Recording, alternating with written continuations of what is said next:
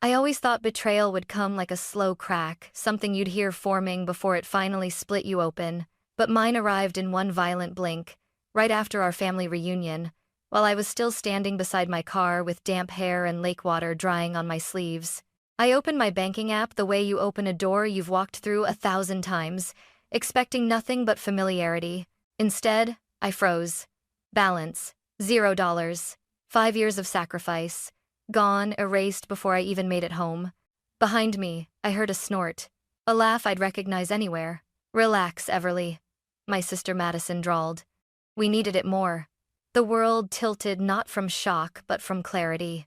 I reached for my bag, fingers trembling but steady in purpose. "Good," I whispered.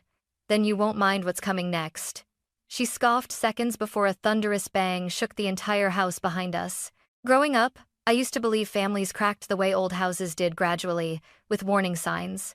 A warped door, a sagging beam, a creaking step that tells you something underneath is giving way.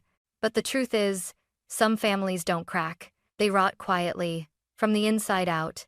Mine started with small things, whispers, comparisons, favors that were always, just this once, but never really once. My parents used to say Madison and I were different kinds of strong. I think they meant it as encouragement, but it always felt like an apology. Madison was the sun, warm, dazzling, impossible to look away from. People adored her without knowing why. She walked into a room and gravity shifted. And me? I was the one sweeping the kitchen, fixing the loose porch hinge, and pretending not to notice when she borrowed my clothes without asking. She was charisma. I was function. It didn't bother me when I was young. I thought that's just how sisters worked. But when we grew older, the differences sharpened into edges. While I worked 2 part-time jobs in college, Madison partied her way through 3 majors and dropped all of them.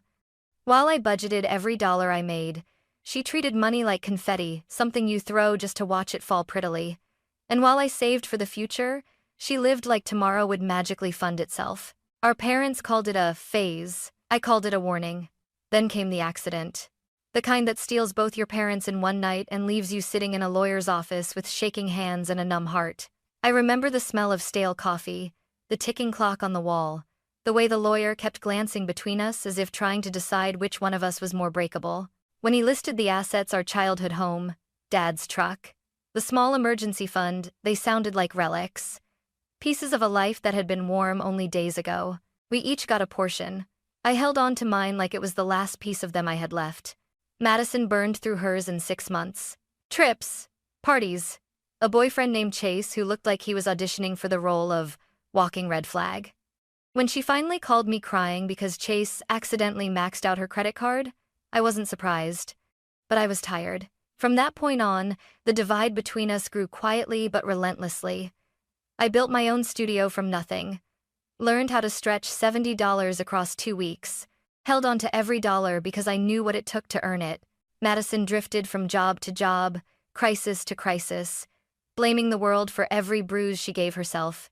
So when she invited me to the family reunion at the lakehouse, smiling like she had finally changed, I wanted to believe her. I wanted to believe we could fix something between us before it broke for good. And God, I wish that had been true, because standing there in the driveway with my bank balance reading 0, listening to her laugh in my face, I realized something that hit harder than the theft itself. This wasn't sudden. It was the final piece of rot finally collapsing, the kind that had been growing for years, and I had been too loyal, too hopeful, too blind to see it. If someone asked me when the trouble truly began, they'd expect me to say, the moment I saw my empty bank account. But no. It started earlier, quiet, subtle, almost polite in the days leading up to the reunion. 3 weeks before the lakehouse gathering, Madison called me out of nowhere. She never called. She texted. With emojis. And only when she needed something. But that evening, my phone lit up with her name. Madison. Hey Ev, got a sec? Her voice was strange, too sweet, too careful. The kind of tone she used with men she wanted something from. I should have hung up. Instead, I gave her the benefit of the doubt, like a fool who still believed in repair. She went on about wanting to reconnect, how family is all we have left, and how Uncle Gregory wants everyone together again. But then she slipped. Oh, by the way, You're doing really well, right? With your business? Well enough, I said cautiously. Like, really well? She repeated, her voice tightening. Madison, why? Just curious. She hung up right after, but something unpleasant had already settled in my stomach. Later that night, my cousin Liam texted me. You going to the lake house? If Maddie's involved, keep your eyes open. I asked him why. He only replied, you'll see. When I arrived at the lake house, the air smelled like pine, lake water, and something else, nostalgia mixed with dread. The cabin stood the same as always, with its peeling white paint and wraparound porch. But the energy was different. Madison greeted me first, arms wide, smile bright and brittle. Ev, you made it. Her hug was stiff. Her perfume was overwhelming, sweet, sugary, desperate. Inside, everyone seemed off. Uncle Gregory's laugh was too loud. Aunt Naomi kept wringing her hands. Liam avoided Madison's eyes like she was radioactive. Even the family dog, Milo, barked at her twice before hiding under a chair. Madison brushed it all off, chattering about how good it was to have everyone together again, how she'd been working on herself, and how things will be different now. But I saw it, the twitch in her smile, the glance she kept sending toward my bag, the way she flinched every time someone asked about her job. Over dinner, she asked again. So, Everly, how much do you actually make from your studio these days? Enough, I said. Enough to save? I put my fork down. Why are you asking? She shrugged, pretending it was nothing, but her cheeks flushed a guilty pink. Liam kicked me under the table. When I looked at him, he mouthed, "Don't say anything. Not here." Later that night, as I walked down the hallway toward my room, I heard muffled voices behind Madison's closed door. A man's voice. Sharp, impatient. Someone I didn't recognize. She won't suspect anything, Madison whispered. Just trust me. How much does she have? The man asked. Enough, Madison said. More than enough. My heart thudded once, heavy, warning, final. I backed away, afraid the floorboards would creak, afraid she'd open the door and see that I'd heard everything. I didn't know what was coming yet. But I knew one thing.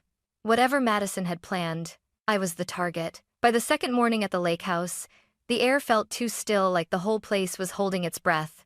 I woke early, long before anyone else. Sleep had been thin and restless, full of half-dreams where someone stood at the end of my bed, watching. I couldn't shake the feeling even after I opened my eyes. My skin prickled with a warning I didn't yet understand. I pushed it aside. Or, at least, I tried to. I made coffee in the quiet kitchen, the kind of silence where every sound echoes. The cabin creaked, the fridge hummed. Outside, birds chirped like nothing in the world was wrong. But something was wrong. I felt it. When I carried my mug back to the guest room, the first thing I noticed was the door. It wasn't fully closed the way I'd left it, just slightly ajar, an inch, maybe less. I froze. At home, that wouldn't have meant anything. But here, with that conversation I overheard last night replaying in my mind, she won't suspect anything. It hit me like a slap. I pushed the door open gently. The room looked the same at first glance. Bed neatly made, bag by the nightstand, laptop on the dresser. I walked toward it slowly, too slowly, like approaching a wild animal. Then my heart plummeted. The laptop screen was tilted at a different angle. Not much, just enough to notice. I never leave it angled like that. I reached out and touched the hinge. It was warm. Someone had opened it recently. Very recently. My breath hitched. I tried to swallow, but my throat felt lined with sand. No, I whispered. No, no, no. I jiggled the trackpad, the login screen lit up. Someone had exited whatever they were doing. I clicked into the browser. History. Empty. Not no history. Wiped. And suddenly everything sharpened. The overheard whispers. Madison asking about my money. The strange man's voice. The door cracked open. It felt like a trap tightening around me. I checked my phone automatically, though I didn't know what I expected to find. Messages? Warnings? A miracle? Nothing. Then a floorboard creaked behind me. I spun around. Madison stood in the doorway, arms crossed, hair in a perfect messy bun, like she'd practiced the look in a mirror. Her eyes flicked to the laptop, then to me. "Why are you up so early?" she asked, voice too casual. I didn't answer. I couldn't look away from her expression, flat, bored, but with something sharp underneath. "Did you need something from my room?" I asked. She lifted a brow. "What? No. Why would I?" Her eyes darted left barely, but I caught it. A tiny tell. A guilty one. "The door was open," I said. My laptop was moved. Madison scoffed, but her throat tightened. "Everly, you're being paranoid." "Am I?" She opened her mouth, but no words came out. For a split second, true panic flashed across her face, quick, fragile, unmistakable. She covered it with a smirk. "Relax," she said as she flipped her hair over her shoulder. "No one wants your boring little files." Then she walked off down the hall, humming like she hadn't just torn open the fabric of my trust. But I didn't move for a long time. I stood there staring at my warm laptop, my wiped history, my half-open door, and the hallway where my sister had just disappeared. And for the first time since arriving at the lakehouse, I felt afraid. Not of losing money, not of being betrayed, but of realizing Madison might be capable of things I'd never let myself believe. By the time the sun climbed over the lake, the cabin was awake and bustling. Pots clanged in the kitchen. Someone laughed in the living room. Madison's voice carried through the hallway, bright and breezy, as if she hadn't been lurking outside my room an hour earlier. I tried to shake it off, tried to tell myself I was imagining things, tried to be the reasonable one the way I'd always been taught, but my instincts wouldn't quiet. Around 9 a.m., I got a notification I'd been expecting. A reminder to approve a vendor payment for my studio. Routine, automatic. A simple tap. I sat on the edge of the bed, opened the banking app, and waited for the familiar blue loading screen. Instead, a red banner flashed. Payment declined. I frowned, hit retry. Declined again. My heart started knocking against my ribs, not panicked yet, but uneasy. I checked my Wi-Fi. Fine. Checked the App Store. No updates. Checked my phone storage. Barely half full. Then I thought of the laptop. The wiped browser history. The warm hinge. A cold streak ran through me. I went to the balances page. The app refreshed. Once. Twice. And then, balance. $0. My breath broke. My vision tunneled. No. I refreshed again. And again. Each time, the same brutal number glared back at me. 0, 0, 0. 5 years of work. Hundreds of client orders. Every late-night project. Every hour of overtime. Gone. I didn't know how long I sat there. My fingers went numb gripping the phone. My ears rang like someone had hit a tuning fork against my skull. Then, from the hallway, "Ev, you okay?" It was Emma, my cousin. Sweet, soft-hearted Emma. I stumbled out of the room like a ghost, phone still in hand. "My money," I whispered. "All my savings, it's gone." She blinked, thinking she'd misheard. "Gone?" I nodded, and the word finally ripped out of me. "Transferred. Everything." The kitchen fell silent. Pots stopped clattering. Conversations died mid-sentence. Chairs squeaked as people turned to look at me. Uncle Gregory stood up so fast his mug nearly fell. "What do you mean gone?" I held up my phone with shaking hands. "My account. Someone emptied it overnight." Gasps, murmurs, shocked faces. Everyone froze, except Madison. She didn't gasp. She didn't panic. She didn't ask if I was okay. She just stared at her coffee mug, swirling it slowly like she was waiting for the drama to reach her cue. And then she smirked. Just barely. But I saw it. "Did you call the bank?" Emma whispered. I did. My voice felt hollow, like someone else was speaking through me. They said the password was entered correctly. From a recognized device, a chill swept through the room. Recognized device. My laptop. I turned slowly toward Madison. She looked up at me with exaggerated innocence. "Why are you staring at me?" My voice cracked, but not from fear anymore. From clarity. "You were near my laptop yesterday." Her eyes flickered just once. "Were you in my room?" I asked quietly. The tension snapped like a pulled thread. Madison slammed her mug on the table. "Are you accusing me?" Her voice trembled, not with hurt, but with something far uglier. Liam rose from his chair. Emma moved beside me. Uncle Gregory's jaw locked. But Madison kept going, voice climbing, cracking. "You always think you're so righteous, so responsible, like you're the only one who deserves anything." I stepped forward. She stepped back. "Show me your phone," I said. Her breath hitched. "I don't owe you proof." she snapped. Then tell me you didn't touch my laptop, I whispered. Look me in the eyes and say it. She couldn't. Her lip trembled, and then, as if she'd been waiting for the perfect moment, Madison let out a laugh. Cold, cruel, triumphant. We needed it more than you. The room exploded, voices rising, chairs scraping, Emma shouting, Liam swearing, but all the noise blurred into nothing. Because in that moment, something in me hardened, shifted, sharpened. This wasn't a misunderstanding, nor a mistake, nor an accident. This was betrayal, calculated, deliberate, personal. And as Madison stood across from me, smirking like she'd finally won, I realized she had no idea who she just picked a fight with. For a long moment, everything in the cabin fell silent. The kind of silence that presses against your chest, waiting to see who will break first. Madison had already broken it, with that one sentence. We needed it more than you. I didn't move. Couldn't. My whole body went still, as if freezing was the only way to keep the rage inside me from tearing through the walls. She twirled her empty mug in her hand, acting bored, annoyed, inconvenienced by my shock, like my 5 years of savings were nothing more than a spilled drink she didn't feel like cleaning up. Madison, I said quietly, tell me you didn't drain my account. She rolled her eyes. Everly, stop embarrassing yourself. Liam stood abruptly, his chair scraping across the floor. Answer her. She shrugged. A little too lazily, a little too smug. Fine, she said. If it makes you feel better, no. I didn't drain your account. Her mouth said no. Her tone said absolutely yes. Uncle Gregory's voice boomed. Madison, this is serious. She snapped back. I know it's serious. You think I don't know that? Her voice wavered.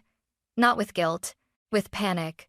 My panic. She was borrowing mine because she didn't have her own. I stepped closer. Then why did the bank say the logins came from a recognized device? Maybe your app glitched. My app has never glitched. She slammed her mug down again. Oh my God, Everly. Stop acting like you're the only one in this family who's allowed to have anything. You act so perfect. Perfect? I repeated slowly.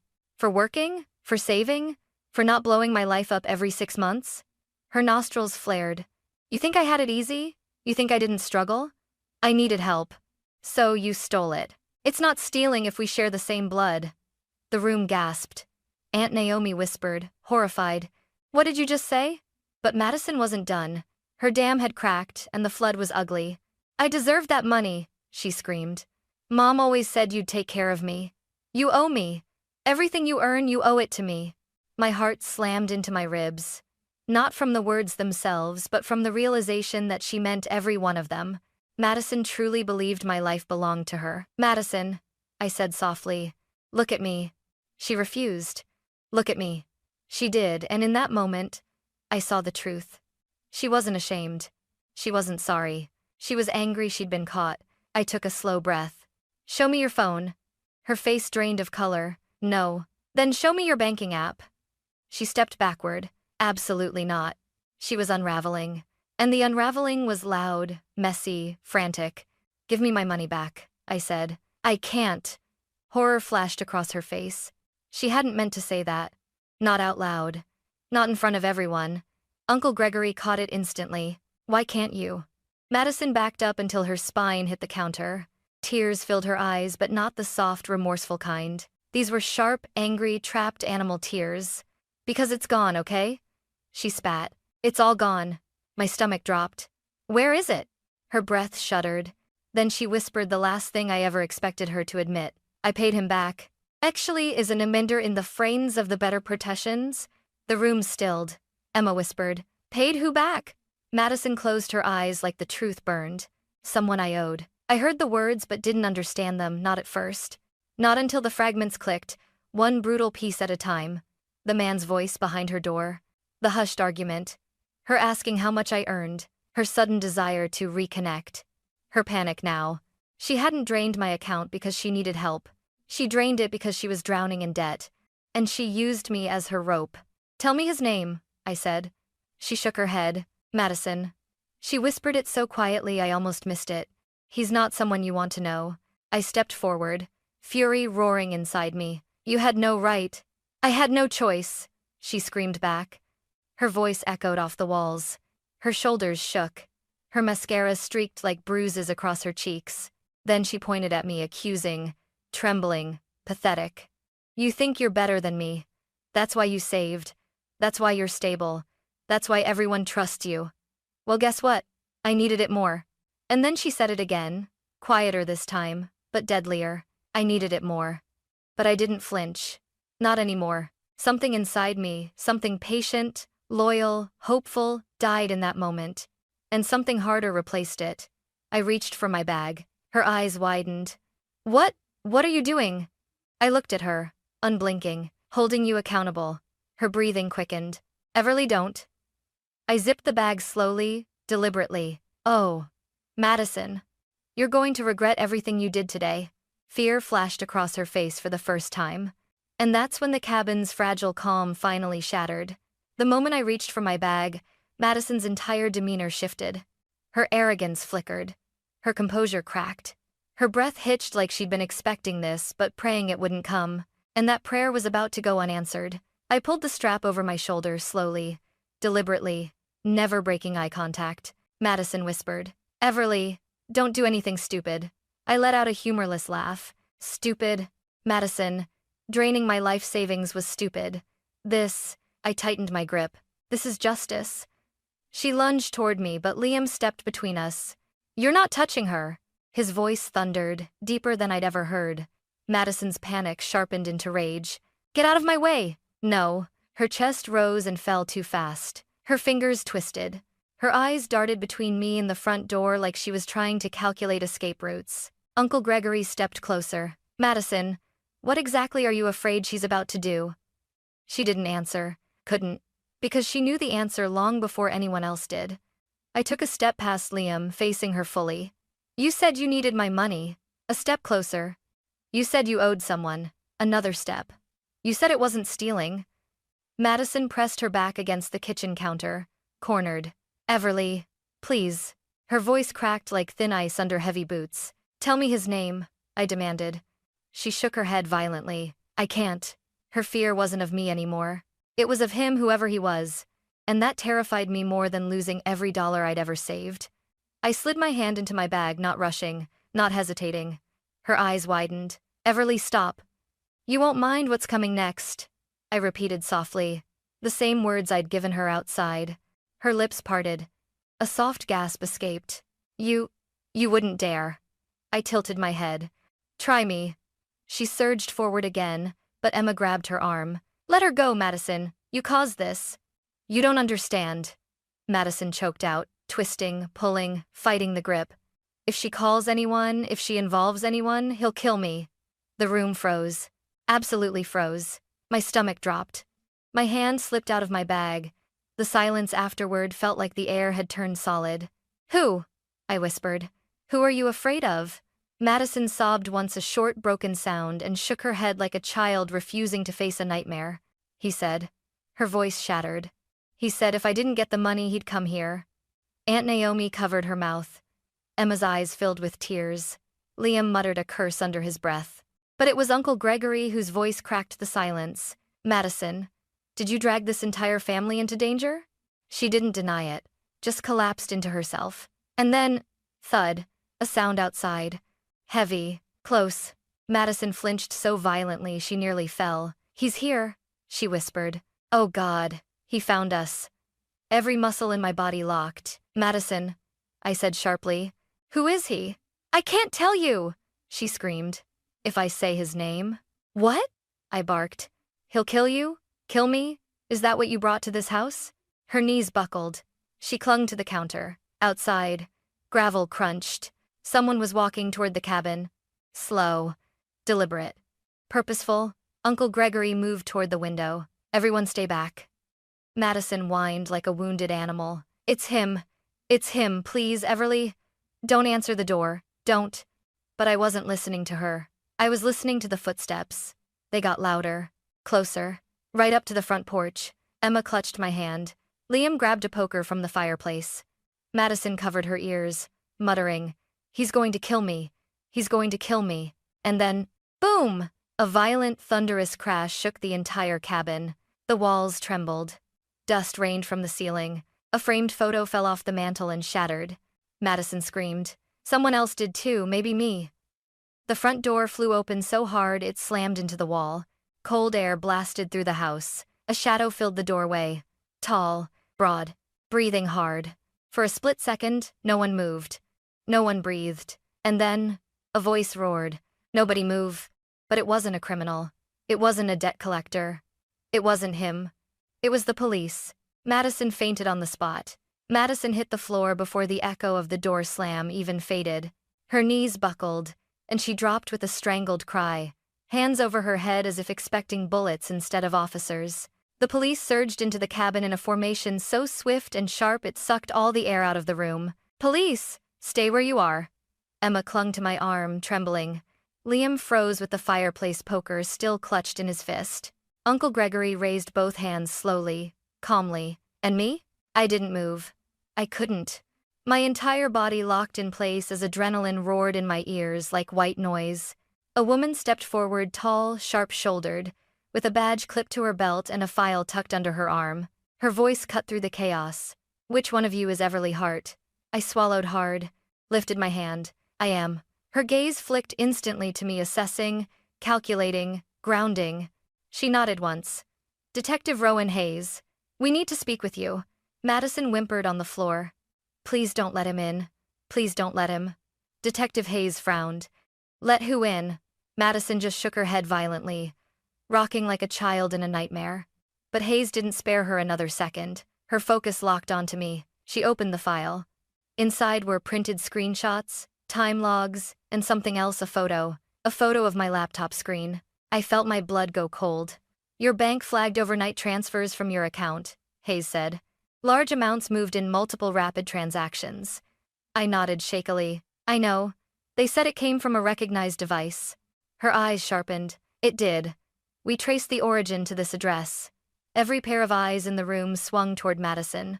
She curled in on herself, hair hanging over her face, whispering something unintelligible. Hayes continued. "We obtained a cyber report from your bank. Your laptop sent out keystrokes between 2:14 a.m. and 3:03 a.m. Facial recognition security software captured images of the user." My heart nearly stopped. Hayes turned the file toward me. My breath ripped out of my lungs.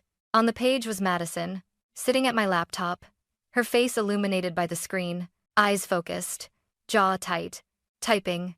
Hayes turned the next page, a full timestamp report. Another photo, another. 23 in total, each one undeniable, each one damning. Emma gasped. Aunt Naomi burst into tears. Uncle Gregory closed his eyes like a man witnessing something beyond repair. But Madison finally lifted her head. Her mascara streaked, her eyes feral, her breath shaking. "You don't understand," she screamed. "I didn't have a choice. I had to do it." Detective Hayes crouched beside her. "Madison Hart, stand up." Madison shook her head violently. "No, you can't make me go back to him." Emma's voice cracked. "Maddie." "Who?" Madison crumbled further, hugging her knees. "He said he'd kill me. He said he'd kill me if I didn't pay him back. I didn't know what else to do. Everly had the money. She always has the money, she doesn't need it like I do."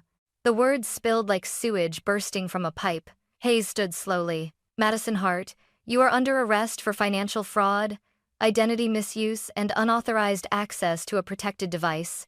Madison screamed, a raw, shrill, panicked sound. No, please, you don't get it. He's out there. He's waiting for me." Hayes nodded to an officer. He pulled out handcuffs. Madison scrambled backward on the hardwood floor, knocking over a chair. I stepped toward her. For the first time, she looked straight at me. Her eyes were wild, terrified, pleading, broken. "Everly," she whispered. "Please don't let them take me." Something deep inside me twisted. All the childhood memories, the birthday sleepovers, the nights we whispered jokes in the dark, the times she braided my hair, none of them were enough to bridge the chasm she had carved between us. I knelt in front of her, our faces inches apart. Her breath came fast and sharp. "Maddie," I whispered. "You didn't just steal my money." Her lip quivered. "You stole my trust. You stole our parents' memory. You stole every chance I ever gave you." Her tears spilled harder. "I didn't want to lose him," she choked. "He said he'd hurt me, and you decided to hurt me first," I said softly. She froze. A single, shattered inhale. Then the officer pulled her up. snapping the cuffs around her wrists. She didn't fight anymore. She didn't scream. She just hung there, limp, defeated, ruined. As they led her toward the door, she looked back at me one last time. Not with hatred. Not with entitlement. Not even with fear. But with something worse.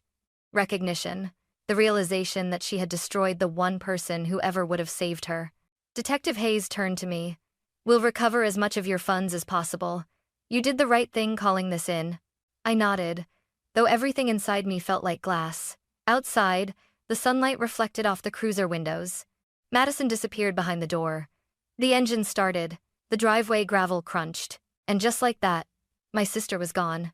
The cabin felt impossibly quiet after the police car rolled down the gravel drive, as if the entire structure had exhaled, releasing a weight it had been holding for far too long. The silence wasn't peaceful. Not yet, but it was clean, honest. Something the Hart family hadn't been in years. I stood in the doorway long after the cruiser disappeared around the bend, the cold wind slipping through my sweater sleeves, brushing against my skin in a way that felt unsettlingly like grief. Emma approached first, placing a warm hand on my shoulder. "Everly, are you okay?" I didn't know how to answer that. My body felt both heavy and light, like someone had removed a burden only to reveal bruises underneath. "I don't know," I whispered. And it was the truest thing I'd said all week. Uncle Gregory came next, clearing his throat in that careful way of men who want to comfort but aren't sure how. "You did the right thing," he said. "What Madison did, we'll deal with it together." Together. The word hit me harder than I expected. After everything that had shattered between us, the idea of together felt fragile, something that needed to be held gently, like a cracked piece of pottery you weren't sure would survive another drop. But I nodded anyway. The days after, the next week blurred into a strange mix of phone calls, meetings, and long quiet hours that felt like waking up in a house that wasn't mine. Detective Hayes called with updates. Most of the money was recoverable. Some of it had already been frozen. Some had vanished into debts they were tracing. Every time the phone rang, my stomach clenched. Every time she said, "We're making progress," I exhaled a breath. I didn't know I was holding. I didn't cry over the money. I cried over the betrayal. Because it wasn't the dollars Madison took from me. It was the years, the trust, the childhood we'd shared, the belief that no matter how messy she was, she'd never hurt me on purpose. I was wrong. And accepting that hurt more than anything. Madison's fallout. Her arraignment came quietly. The judge denied bail after learning the extent of her digital intrusion and the threats she'd been under. The mystery man, the one Madison owed, was still out there somewhere. But Detective Hayes assured us he was being tracked. "We'll find him," she said. "And when we do, he won't touch your sister again." Strangely, that part comforted me more than knowing my savings would return. Because even after everything Madison did, I didn't want her dead. I didn't want her hunted. I just wanted her gone from my life. Safe. But far away. A new quiet. I returned home with the same duffel bag I arrived with, but left the lake house feeling 10 years older. My studio felt different, too brighter. Somehow. A place untouched by family rot. I spent a late afternoon reorganizing fabric samples, sorting invoices, touching each object like I was relearning my space, one item at a time. Liam visited once, dropping off groceries like I was made of glass. Emma stopped by with a blanket she claimed I'd definitely need for emotional recovery, even though she knew I ran hot and rarely used blankets. Uncle Gregory insisted on fixing the broken lock on my back door, even though I told him it had been broken for months, and I never cared. But they cared, and that mattered more than I expected. Slowly, the edges inside me softened. The lake house reset. 3 weeks later, the family returned to the lake house without Madison. This time, not for a reunion, but to reclaim the space. We repainted the porch rails. Replaced the broken window Madison had slammed the day she learned Chase cheated. Opened every curtain, letting sunlight flood the halls that had felt so suffocating before. Emma brought pastries. Liam brought beer. Uncle Gregory told corny jokes he hadn't told since we were teenagers. And for the first time in years, the place didn't feel haunted. It felt liberated. The final lesson. One evening, I stood alone on the dock, toes touching the surface of the water, watching the ripples shimmer gold in the afternoon light. Madison's laughter still echoed in distant corners of my memory, the warm childhood version, not the cold, venomous one before her arrest. I let both versions exist. I didn't push either away. Because healing wasn't erasure. It was acceptance. The good didn't excuse the bad. The bad didn't erase the good. They were both true. But one thing was truer. Blood doesn't give anyone the right to hurt you. Boundaries do. And for the first time, I had mine. Clear. Strong. Unshakable. I turned back toward the lake house, where my family, the real parts of it, laughed around a grill. Voices warm, safe, familiar. For the first time in a long time, I walked toward them without feeling like a shadow. I walked toward them like someone whole. Toward them like someone whole. Toward them like someone whole. Toward them like someone whole. Toward them like someone whole. Toward them like someone whole. Toward them like someone whole. Toward them like someone whole. Toward them like someone whole. Toward them like someone whole. Toward them like someone whole. Toward them like someone whole. Toward them like someone whole. Toward them like someone whole. Toward them like someone whole. Toward them like someone whole. Toward them like someone whole. Toward them like someone whole. Toward them like someone whole. Toward them like someone whole.